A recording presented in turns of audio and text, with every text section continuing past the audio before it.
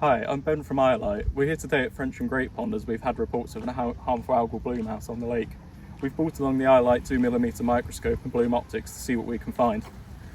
You can see the green paint-like smears on the surface of the water that's indicative of a harmful algal bloom. So here we are with all the kit we need. We have our sampling bottle, our dropping pipette, our cavity slide and the cover slip. So first thing we do is expel the air from the end of the dropping pipette, place it into the sample, and there you have a nice dropping pipette full of green algae.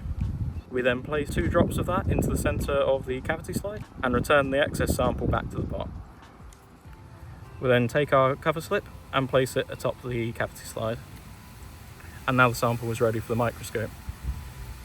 Now you have your sample ready for the microscope, you can move it so that the cover slip in the middle here is over this white circle, and then you adjust the head unit here to bring the slide into focus.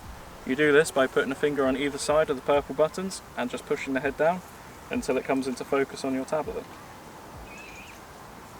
Once you're roughly in focus, there is a fine focus option on the tablet, and you can just move the scroll wheel to bring it into clear focus, ready to take your images.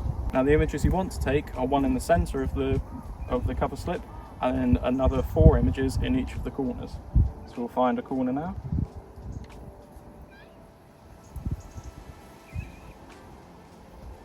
And as you can see, we have some algal species present on the image. So to take an image, you press the camera button here, and the image is immediately downloaded to your photos. Now repeat this for each of the corners and one for the centre of the image.